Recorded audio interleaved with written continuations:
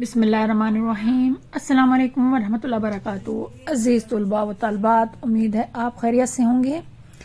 جماعت ہم نیا فیڈرل بورڈ نصاب کا سبق نمبر 6 زیور کا ڈبہ اپنے تمام مشقی سوالات کے ساتھ اپلوڈ کر رہی ہوں۔ امید ہے آپ اس سے بھرپور فائدہ اٹھائیں گے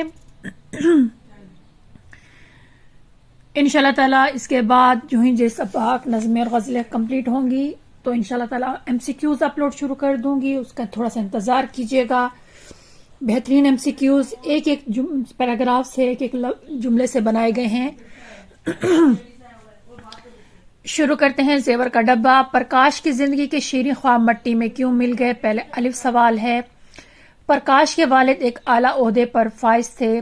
پرکاش کو امید تھی کہ ان کی وساطت سے یعنی ان کے ذریعے پرکاش کو کوئی اچھی ملازمت مل جائے گی، مگر ان کی اچانک وفات ہو گئی۔ والد نے کوئی جائیداد بھی نہ چھوڑی، الٹا بہو کا بوجھ بھی سر پر لاد دیا۔ اس کی والدہ پہلے ہی مر چکی تھیں۔ والدین کے جانے سے پرکاش کی زندگی کے وہ تمام شیریں خواب مٹی میں مل گئے جو وہ بچپن میں دیکھا کرتا تھا۔ نمبر ب ہے، اما دیوی نے پرکاش سے کس سلسلے میں مشورہ لیا؟ اما دیوی اس لڑکے ویراندر کی ماں تھی جسے پرکاش ٹیوشن پڑھاتا تھا۔ وہ پرکاش پر بہت مہربان تھیں، اسے گھر کے فرد کی طرح سمجھتی تھیں۔ جب ایک جگہ سے ویراندر کے لیے رشتہ آیا تو اما دیوی نے اس سلسلے میں پرکاش سے بھی مشورہ لیا۔ جیم ہے، 5000 کے زیور کی خریداری پر پرکاش کی کیا کیفیت ہوئی؟ جب ٹھاکر صاحب نے اپنے بیٹی کی شادی پر 5000 کے زیور خریدے تو پرکاش کے سینے پر سانپ لوٹ گیا۔ اس نے سوچا کہ ہم تو روٹیوں کے محتاج ہیں اور دنیا میں ایسے ایسے آدمی پڑے ہیں جو ہزاروں کا زیور بنوا ڈالتے ہیں۔ ایسی چیزیں کہ دیکھ کر آنکھیں ٹھنڈی ہو جائیں۔ گویا پرکاش پر حسد اور افسوس کی ملی جلی کیفیت طاری ہو گئی۔ دال ہے، پرکاش نے چمپا کو کن الفاظ میں تسلی دی؟ ویراندر کی شادی کے موقع پر چمپا نے بہت اداس اور غمگین ہو کر پرکاش سے شکوہ کیا کہ اس کے پاس پہننے کو اچھے کپڑے اور زیورات نہیں ہیں، تو پرکاش نے اسے یہ کہتے ہوئے تسلی دی کہ مصیبت کے یہ دن ہمیشہ نہیں رہیں گے، وہ اسے ایک اچھی ساڑی لا کر دے گا۔ اس نے یہ بھی کہا کہ اگر وہ زندہ رہا تو ایک دن چمپا سر سے پاؤں تک زیور سے لدی ہوئی ہوگی۔ انشاءاللہ تعالیٰ بیٹا، آپ کے میں نے سارے قواعد جتنے بھی بورڈ کی طرف سے سلیبس دیا گیا تھا وہ میں نے آپ کو کرا دی ہیں۔ وہ آپ مائی مکس پلیٹ کے چینل پر جائیں، سب سے اوپر آپشن ہوتے ہیں ویڈیو، ہوم اور پلے لسٹ کا۔ پلے لسٹ اوپن کریں، وہاں ہر چیز آپ کو انگلش، اردو، اسلامیات، قواعد اور سب سے اینڈ میں کلاس 9 اسباق، نظم، غزل کے نوٹ سب کچھ آپ کو اس پلے لسٹ میں ملے گا۔ آپ اس پلے لسٹ کو اوپن کریں اور اپنی مرضی کی چیزیں سلیکٹ کریں اور ان سے فائدہ حاصل کریں۔ اگلا سوال ہے، پرکاش نے زیورات کا ڈبہ کیوں چوری کیا؟ پرکاش نہایت غریب بانہ زندگی گزار رہا تھا۔ شادی کے موقع پر اس کی بیوی چمپا نے اپنے پاس زیور کپڑے نہ ہونے کا شکوہ کیا تو پرکاش اداس ہو گیا۔ مزید یہ کہ جب ٹھاکر صاحب میں نے مہنگے زیورات خریدے تو اسے اپنی غربت کا اور بھی احساس ہونے لگا۔ ایسے ہی جذبات سے مغلوب ہو کر یعنی جھک کر یا اس کو مان کر اس نے ٹھاکر صاحب کے گھر سے زیورات کا ڈبہ چوری کر لیا۔ چمپا نے یہ کیوں کہا کہ آدمی کی نیت ہمیشہ ایک سی نہیں رہتی؟ چمپا یہ جان چکی تھی کہ ٹھاکر صاحب کے زیورات پرکاش نہیں چرائے ہیں۔ اسے اپنے شوہر کی اس حرکت پر دل ہی دل میں بہت افسوس تھا۔ جب ٹھاکر صاحب نے پرکاش کی نوکری کے لیے بینک میں زیر ضمانت دینے کی بھی حامی بھر لی، یعنی پیسے دینے، زیر ضمانت والا پیسے، تو چمپا پرکاش پر چوٹ کیے بغیر یعنی اسے طنز کیے بغیر نہ رہ سکی اور کہنے لگی کہ تم نے ٹھاکر صاحب کی ضمانت کیوں ڈلوائی؟ نوکری نہیں ملتی تھی تو نہ صحیح روٹیاں تو مل جاتی ہیں، روپے پیسے کا معاملہ ہے، کہیں بھول چوک ہو جائے تو تمہارے ساتھ ان کے پیسے بھی جائیں۔ آدمی کی نیت ایک سی نہیں رہتی۔ زیور کا ڈبہ واپس رکھنے کے بعد پرکاش نے کیا محسوس کیا؟ زیور کا ڈبہ واپس رکھنے کے بعد پرکاش کی آنکھوں میں آنسو آ گئے۔ اس پر ایک سکون کی کیفیت طاری تھی۔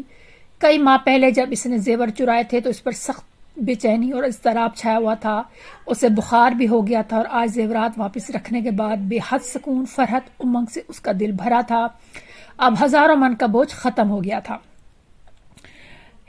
آپ اس افسانے کو پڑھ کر کیا نتیجہ خاص کرتے ہیں؟ اس افسانے سے ہمیں یہ پتہ چلتا ہے کہ انسانی فطرت برائی سے گریز کرتی ہے، یعنی منع کرتی ہے۔ انسان جب عادتاً یا ضرورتاً کوئی گناہ کرتا ہے تو اسے شرمندگی اٹھانی پڑتی ہے، رشتے دور ہو جاتے ہیں، اعتماد ختم ہو جاتا ہے، انسان کو کسی گوشے میں سکون نہیں ملتا، مگر انسان کا ضمیر اس کی سب سے بڑی عدالت ہے اور اسے نیک و بد کا احساس دلا۔ پھر اگلے صفحے پہ آئے گا،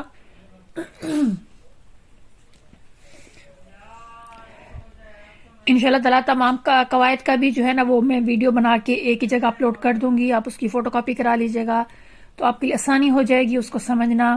باقی اس کتاب کے قواعد بورڈ کے کس طرح بورڈ والے بناتے ہیں اس کتاب سے لیتے ہیں، وہ انشاءاللہ تعالیٰ جو ہی بورڈ پیٹرن آئے گا میں بہت جلد وہ بھی اپلوڈ کر دوں گی آپ لوگوں کے لیے، سارے قواعد اس کتاب نئی کتاب سے لکھ کر، وہ بھی آپ کے لیے بہت آسانی ہو جائے گی۔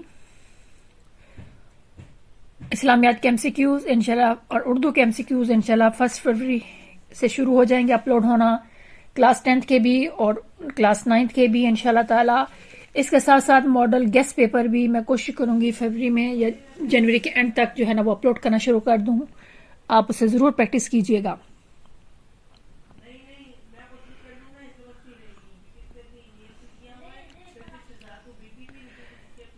بہت اچھے جوابات لکھے گئے ہیں، آپ ان کو اس حساب سے یاد کیجئے۔ دوسری ایک چیز بیٹا کہ ضروری نہیں ہے کہ آپ کے مشقی سوالات سے ہی سوالات بنیں، آپ کے چیپٹر کے اندر سے سبق کے اندر سے بھی سوالات بنیں گے، اس لیے آپ نے پورا سبق اچھی طرح پڑھنا ہے، ایک ایک پیراگراف کو سمجھنا ہے تاکہ آپ کے تمام سوالات جو ہے نا وہ اچھی طرح تیار ہو سکیں۔ اب اس سوال کا اگلا حصہ، اور اسے نیک و بد کا احساس دلاتا رہتا ہے، نیز نیکی ایک نہ ایک دن ضرور بدی پر کامیاب ہوتی ہے۔ چندر پرکاش بھی تعلیم یافتہ اور ذہین نوجوان ہے، مفلسی یعنی غربت کیا تو اس کے اخلاق میں کمزوری پیدا ہو گئی اور ٹھاکر صاحب کے مال کی چمک نے وقتی طور پر اسے گمراہ کر دیا، مگر بیوی کے طنز نے اس کے سوئے ہوئے ضمیر کو جگا دیا۔ اس کے بعد جملے ہیں، ان کو اچھی طرح دیکھیے، تذبذب، شک و شبہ، ڈھنگ، انداز، طریقہ، بوپارا، زیادہ فائدہ، سیند وہ سوراخ جو دیوار میں چوری کے لیے کیا جائے، منڈیر دیوار کا وہ حصہ جو ڈھلوان بنا ہوتا ہے یعنی ترچھا لٹکا ہوتا ہے، خمیازہ یعنی نقصان یا سزا، تشتری پلیٹ، بساتی پھیری لگانے والا، متوحش نفرت کرنے والا۔